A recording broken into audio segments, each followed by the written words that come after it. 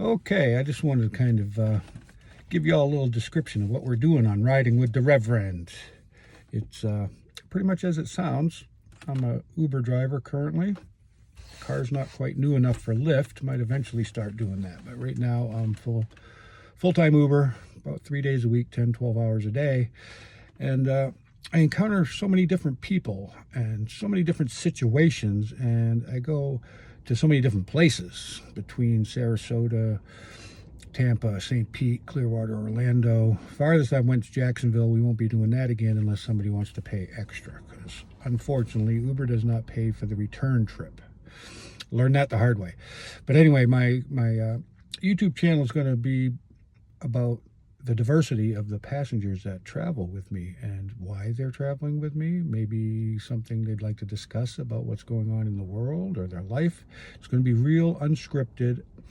I'm yet to have my own camera in the car, and I don't like using the phone when I'm using the Uber app because I'm paying attention to the maps to get people safely to where they're going. But eventually I'm going to get a GoPro to put on the dashboard. I don't have an editor. I don't know how to use the editing software that I recently downloaded. I don't have a microphone. I don't have any of that. So it's going to be pretty much this kind of quality video at first.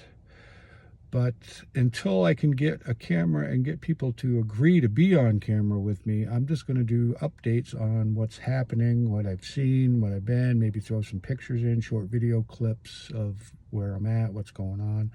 After the hurricane here, Milton, a lot of different areas have serious damage, flooding.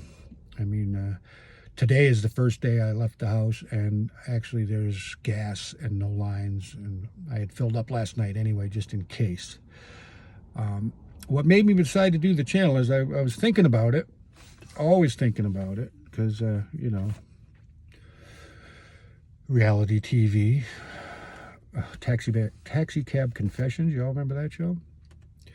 And you know, I just thought about it like I do a million other things and never really do anything because I'm the biggest procrastinator you'd ever meet.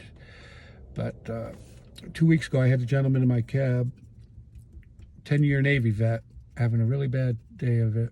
And I won't get into the whole story, but let's say he was going to the airport with no destination, one tiny suitcase, had fought with his family, really had the whole issue come down to drinking. And after some conversations, I said, you know, are you sure it's the best idea just to get on a plane with nowhere, don't even know where you're going, with that little suitcase? Maybe you should, you know, maybe talk to your family first and decide. And he thought, well, maybe I'll just go to a hotel for a couple days and you know, let things cool down and talk to my family. I said, that's a great idea. And if you want to do that, I'll stop your Uber ride right now and I will take you to a hotel instead of the airport. Because once I drop you off at the airport, you're stuck.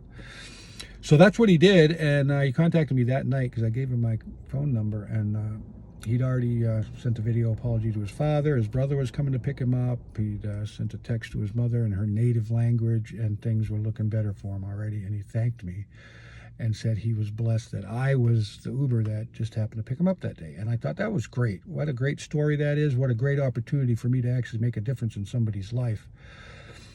And I am an ordained reverend, but the reason my friends used to call me reverend is because I'm always preaching.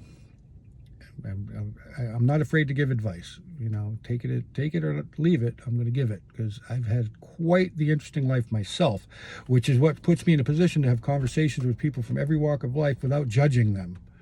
You know, I've picked up 2 people at a mental health facility being released in 1 week. Last week and then 4 days before that.